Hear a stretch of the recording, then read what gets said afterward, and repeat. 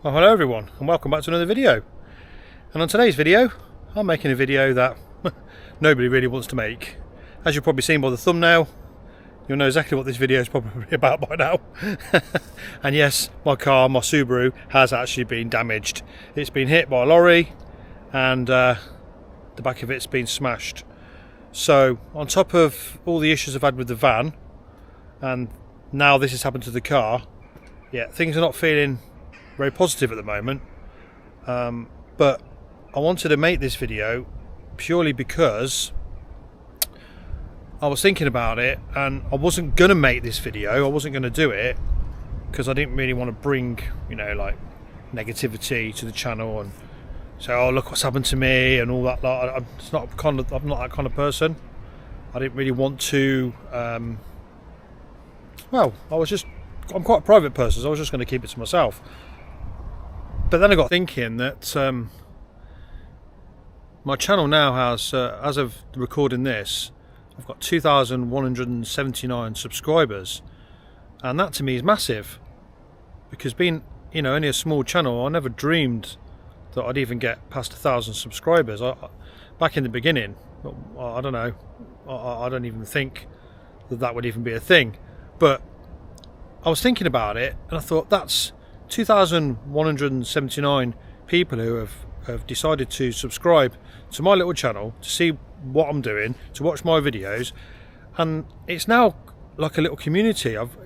It's like a little community. People are commenting, and you know, and people are sending me messages saying, yeah, thank you for doing that video, and that's really helped me, and I really enjoyed watching that video. And I'm starting to get messages coming through like that. And I was thinking, yeah, it's like a little community that I've got now, and that makes me feel good. You know, I'm really proud of that. So I thought it was only right to keep you updated on what's actually been going on with the channel, really. Well, because it does affect the channel. Yeah, it's not just about the channel, but I'll show you the car. Let me show you what's happened to the car to start with, and then we'll talk about the van afterwards. Well, that's what's happened to the car. Look. You can see there, I've actually pushed the bumper back on because this bumper was all hanging off. It was all out here, so I've managed to clip that back in so I can still drive it.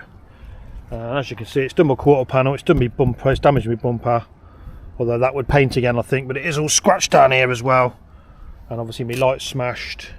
I don't think it's knocked anything out of line. It wasn't a really high impact. It was a lorry, but it was only a few miles an hour when it happened. What actually happened was I was on an island and there was a set of traffic lights, and I was making my way around the island. It was a big island coming off a motorway. I was actually on the island and the lights changed to green, and as I went through the lights there was like gridlock traffic, so I didn't really get too far into the, you know, went across the line, obviously a few car lengths, and then I sort of joined the traffic, and then to my left there was people coming from the motorway trying to join the island, so no one was really moving. And in that kind of situation, it's a bit of give and take, isn't it? You have to sort of let somebody go and then you go, and then you let somebody go and then you go, otherwise nobody's going, are they? No one's moving. So it's one of them, you have to kind of judge the situation. And as I'd let the cars in front of me go that had come from the left, because they'd come and blocked up the island as well, I let them go, and as I went to move forward, a lorry comes up on my left, and I thought, you know, hey, what's this guy doing? Is he going to try and push his way in? But I thought I need to get out of the way, really, because he's obviously a massive HGV. So I just need to get out of his way so he can go. And hold on a minute, there's a car coming. So yeah, he sort of come up on my left, and as I went to move out of his way, he decided to go as well. And as a result, you can see he's clipped the back end. Right on the very back as well. I nearly just managed to get out of his way, but he decided he wasn't going to wait. And yeah, obviously I got out. It was a rush hour. There was quite a bit of an argument about it. He was, well, I say an argument, a lot of shouting from him, probably some shouting from me, but there was a language barrier because he was from Belgium and he only spoke French and he couldn't talk English. So he informed me, he kept on telling me he couldn't see me, he kept on trying to explain to me he couldn't see me. We eventually managed to calm things down. We got round the corner, parked round the corner, and used Google Translate, and he told me he was sorry, he didn't see me, I was in his blind spot. Obviously I was trying to say to him, like, you know, how did you not see me? Because it's not really a small car, is it? It's not like a little low down sports car. You know, it's quite tall, and that roof tech makes it quite tall as well. So I don't know, maybe lorry drivers out there can tell me if that's the thing, you know, you can't see me. I find it hard to believe how you could not see me. But anyway, that's what he said. He couldn't see me, I was in his blind spot, we exchanged details, blah blah blah, carried on, my car's still drivable, I can still use it, contacted my insurance company, sent them the dash cam footage, because I have front and rear dash cam footage, sent them images, pictures I took of the scene, and did all that, sent all his details over. My insurance company informed me that then, because he was a foreign driver, and because he was in a left-hand drive vehicle, and because I was potentially in his blind spot and he couldn't see me, I actually might be liable. That's what they told me. I was like, are you joking me?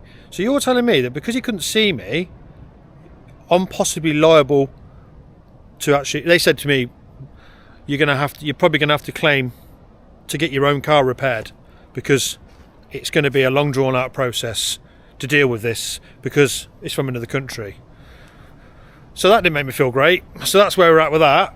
I've had a quote for the vehicle. I've had a quote for the damage on the vehicle. £3,165 to repair the damage. So that's not great. If the insurance are paying for it and it's his fault, then that's fine, don't care.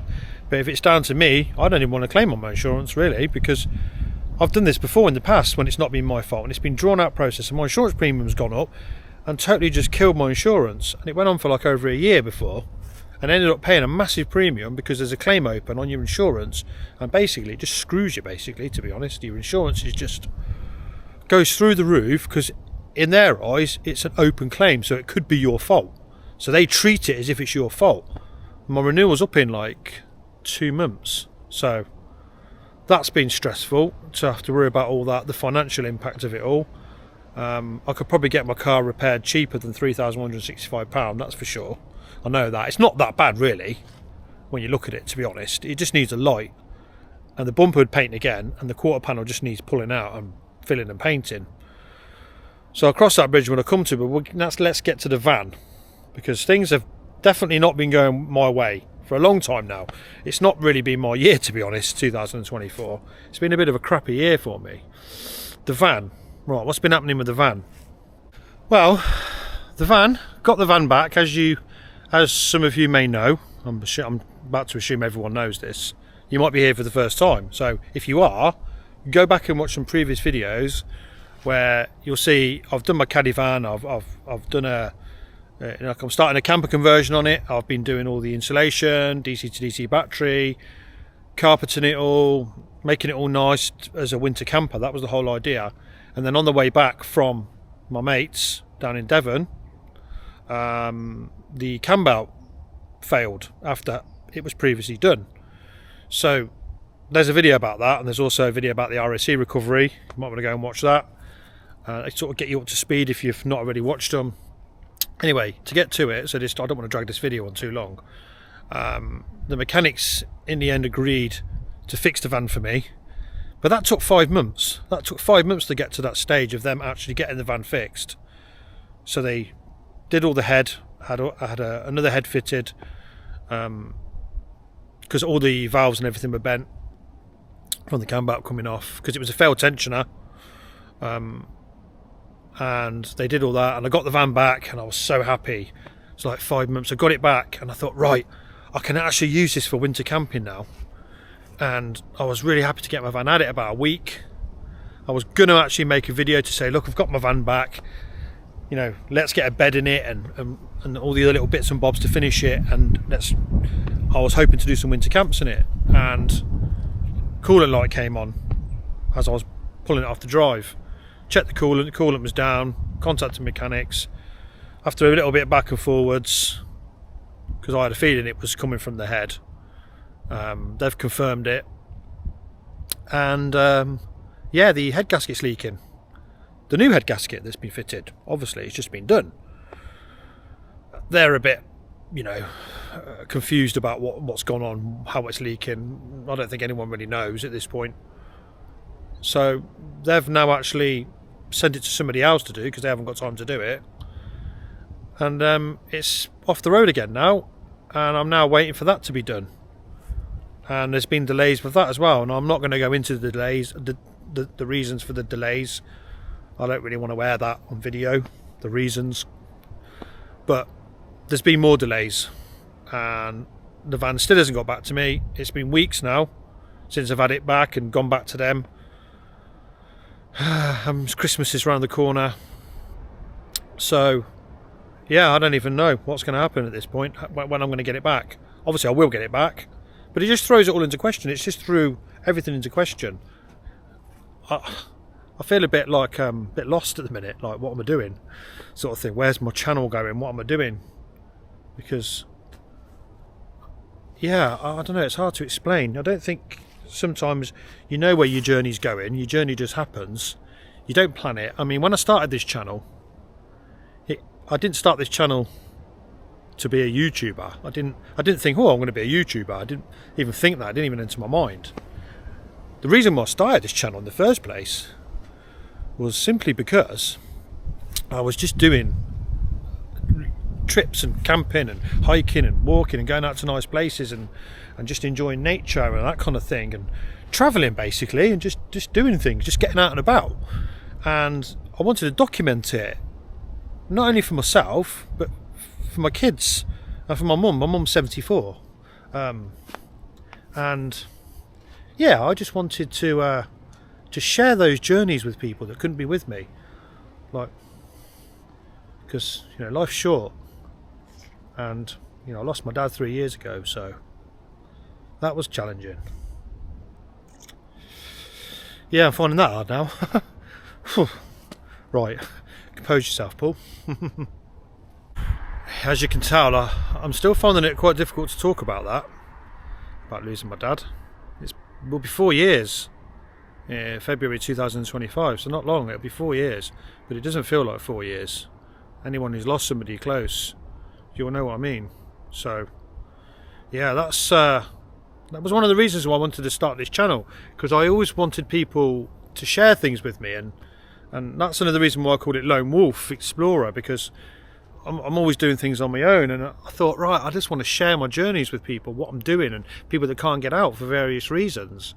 And then it kind of evolved a bit more. It just sort of turned into more than that. I mean, I ended up doing tutorial videos on doing my caddy van, because I thought, oh, maybe people would like to see, some videos on how to do things. Because one video, for example, was when I did the DC to DC charger. I was looking for videos myself on YouTube, and I couldn't really find anything decent at all. So I thought, well, I'm going to make one. So then I started to think about making videos for people, to help people.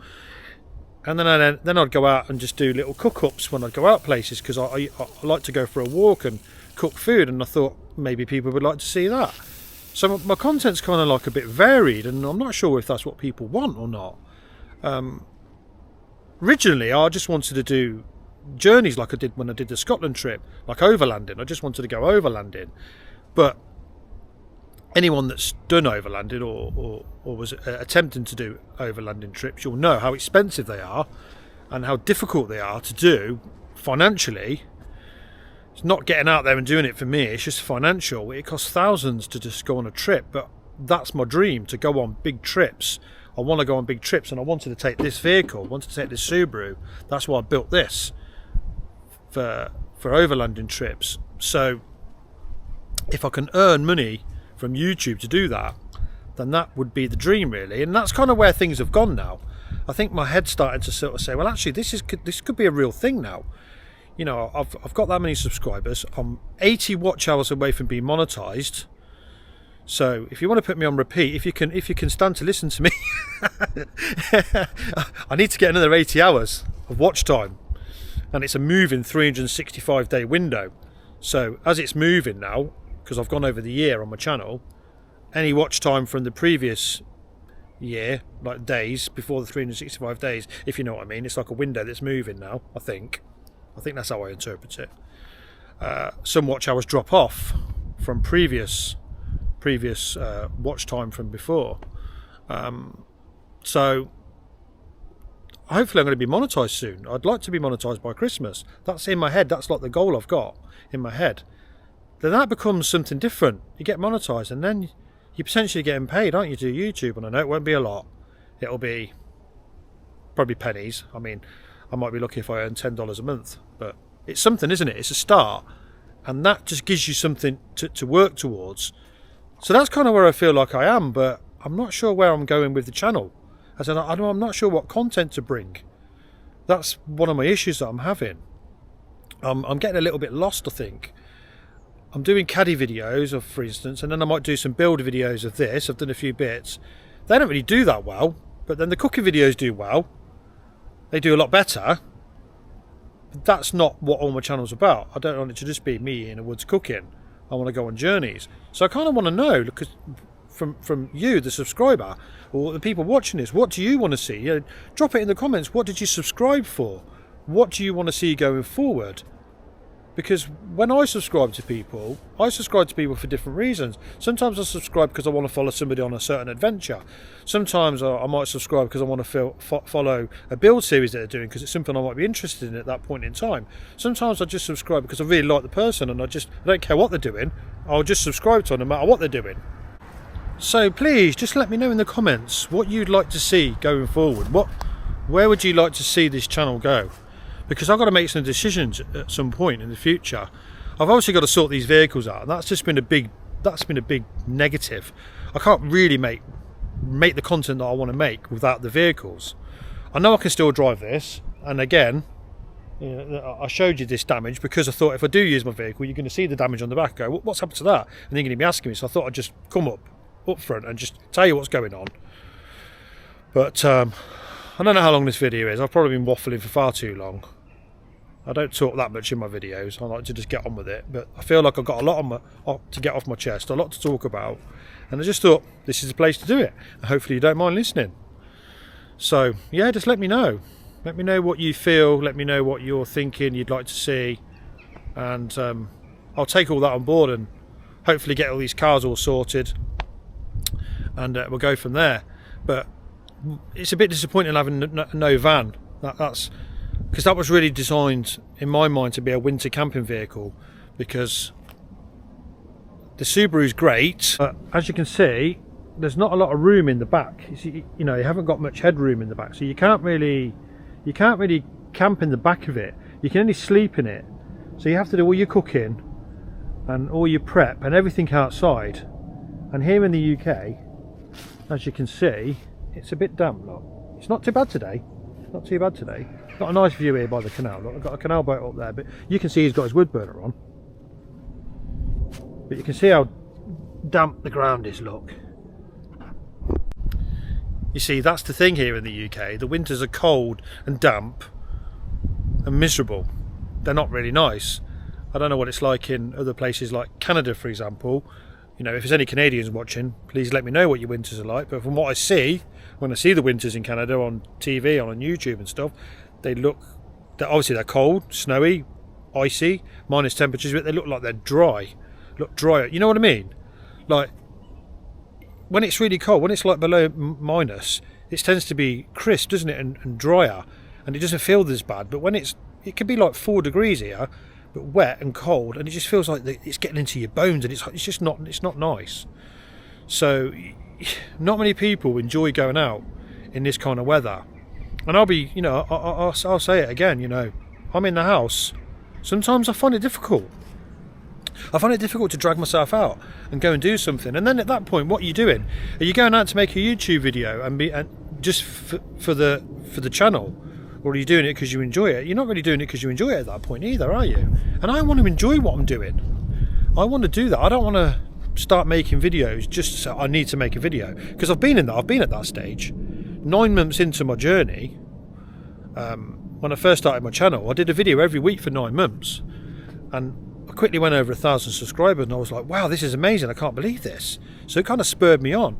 And then I got to come up to the winter, and I got to a stage where I was starting to make videos for the sake of making them for YouTube, and I realised I wasn't enjoying some of them. And then I just stopped. I thought, right, I'm not making it if I'm not enjoying it, because this is not what I want to be about. I don't want to just go out and make a video for the sake of it, because I think that'll come across in the video. I think you can tell that I'm not happy. I mean, there was one particular video I did in the Cotswolds, Subaru car camping in the Cotswolds or something like that, and it was cold, wet and damp, and it was a downright miserable video, and I really didn't enjoy it. And I think that was the video that made me think you need to be enjoying this. So I don't want to be doing car camping videos in my Subaru in the cold and the wet. At the moment, that's the only vehicle I've got. My van's off the road. When I get it back, I don't even know what I'm going to do. In all honesty, I kind of lost confidence in the van now, even though it's not the van's fault. It's not even a reliability issue or anything really. It is high mileage, but again, it's not the van's fault. But I've just kind of lost confidence in it, because every time I seem to get it, something seems to happen to it. So I'm a bit like that now.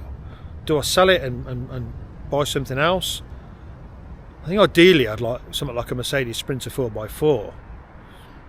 Yeah, that'd probably be the vehicle I think I could see myself in. And maybe I'd only have the one vehicle then. I don't know. I mean, having one vehicle does have its advantages, but currently I don't have anywhere to park one of those because they're like 6 metres long. My car's about 5 metres long. I've looked at transit all-wheel drives. You know, the T350, they're 5.5 metres long. Still struggle because my drive's only 5 metres, so I'd struggle to get one of those to park anywhere. A Transporter long wheelbase, I think they're about 5.3 metres. I could probably just squeeze one of those on, overhanging a bit, probably get away with that. A short wheelbase Transporter, I think they're about 5 metres, I think they're about the same size as my Subaru. But I don't really like pop tops that much, really, to be honest. I'd prefer to have a higher roof, like a Transit or a Sprinter. And I definitely want something 4-wheel drive or all-wheel drive minimum, just so I can still go places. So that would probably be the ideal vehicle, but I think Mercedes, because I want more reliability. Again, if there's anybody watching that knows more about the Transits and the Mercedes, let me know in the comments. But when I see Transits for sale, I often see them with new engines, and it makes me think, well, I've had a new engine at 120,000 miles, for example. So that tells me the engine's not that great. But I never really see that when I look at Mercedes Sprinters. I don't think I've ever seen one advertised with a new engine. And I've seen them with like 200, 300,000 miles on.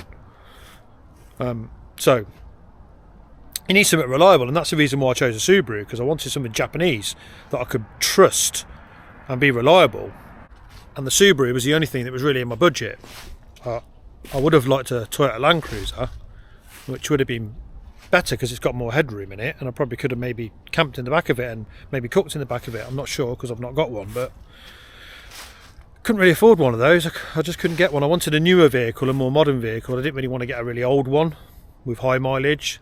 I wanted to get a low mileage vehicle. Like when I bought that Subaru, I had 58,000 miles on it.